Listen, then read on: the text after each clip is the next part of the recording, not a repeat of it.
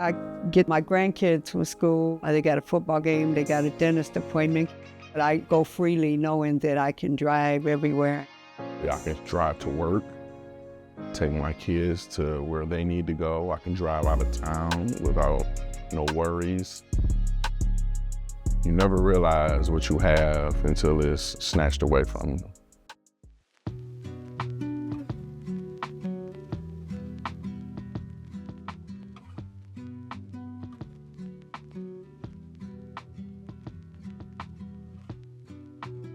I started driving when I was 16, and I caught the ticket because my mom had asked me to drive because she wasn't feeling well. I just didn't pay the ticket, didn't have a job.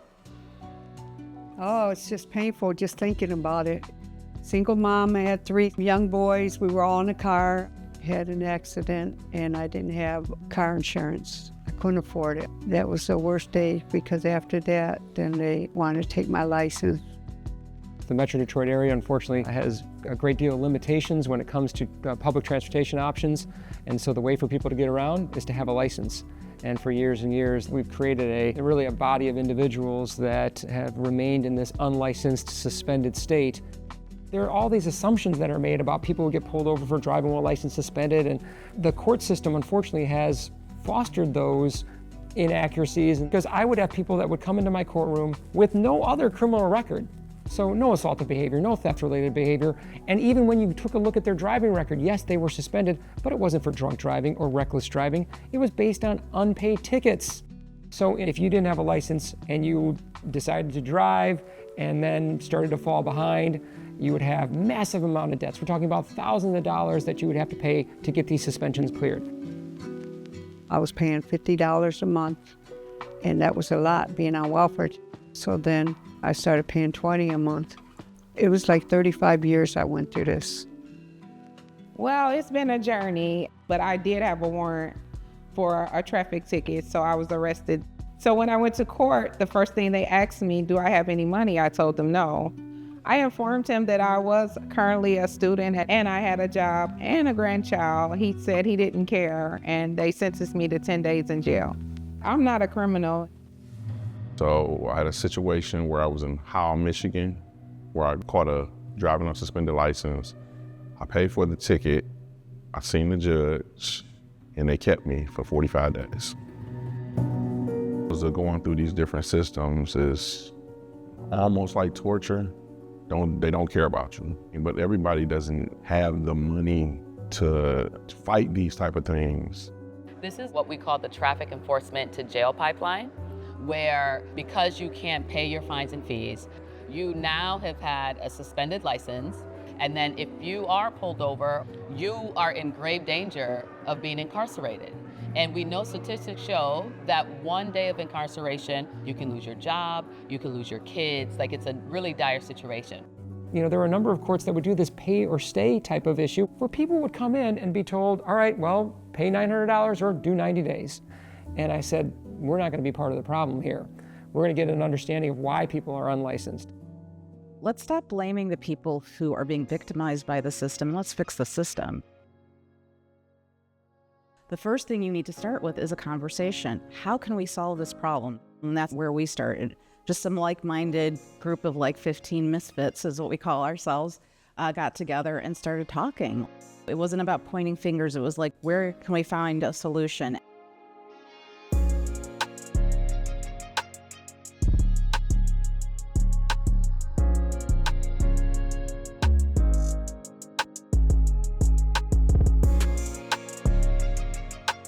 We are here for our Road to Restoration clinic. It's a clinic designed to help our residents understand the steps that they need to take to get their driver's licenses restored. But once they come in, they're greeted by our staff at the Secretary of State's office. We let them know the process. Then they get their driving record. Then they go sit with either a member of our staff or a volunteer attorney to go over their driving record and answer the questions about what their steps are to get their license restored. Okay, so step 1, you have to pay the fines. That includes the clearance fee, right? I've been without a license since 2019, so almost 5 years. Living in a motor city and not having a motor vehicle sucks. My cousin told me about the program. I hooked up with one of the attorneys. We got my driving record. We went through it, citation by citation, ticket by ticket. They helped me a lot with the grants. So everything got paid, all my fines and fees. I went and did my written test. I got my permit. I just gotta take my road test tomorrow and I have my license.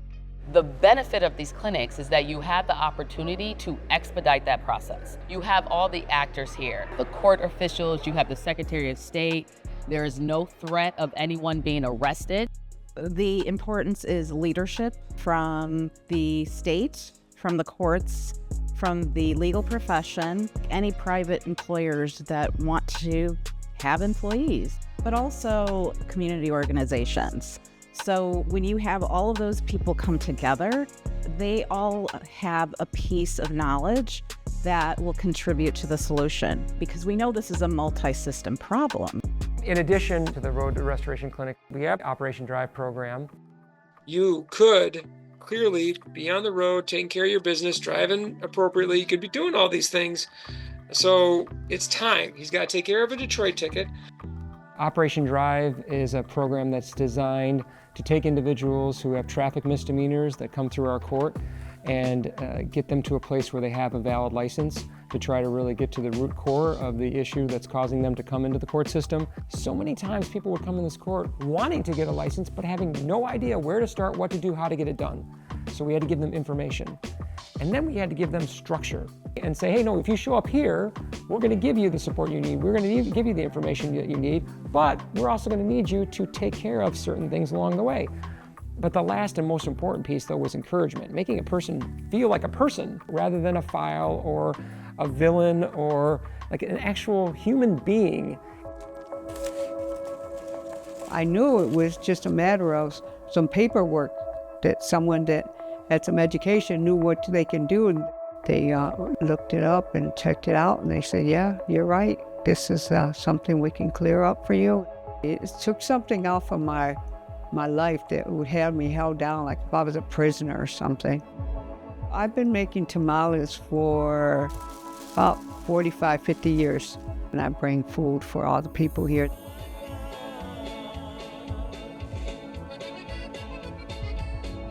I go freely knowing that I can drive everywhere and with no problems.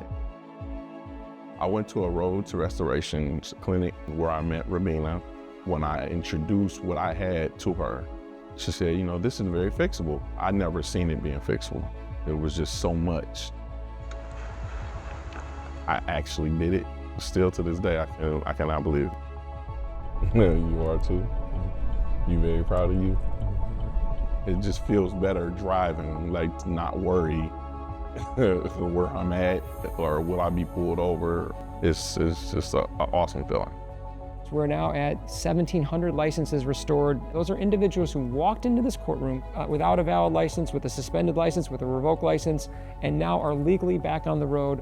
Businesses win because now they have employees that can get back and forth. This project is such a win-win for everyone involved, for the attorneys, for the nonprofits, for the corporates, for the governmental agencies, for our community. They have a bell that they actually ring to celebrate when someone has done everything they need to get their license. And so the most palpable thing is that a collective sigh that someone can now breathe easily. I'm so happy. It's a weight lifted off my shoulders. I'm a father now. Having a license is really important. I'm happy to have my license back. Thank you. This is just an issue that transcends race, culture, gender, age. It really affects any and everyone. We would love to see Road to Restoration clinics in every major city and even in rural areas as well. We're really excited. Next year, we're going to kick off in Texas, some spots in DC, where we'll be able to train folks in that area on how we're doing this work. I think the lesson from all of this is that judges, prosecutors, defense attorneys, you're on the front lines. You know your community. You know what your community needs. In our community, we needed to provide assistance for individuals who were unlicensed and get them back on the road. And you can either sit on your hands and just hope it gets better, or you can decide to be part of the solution.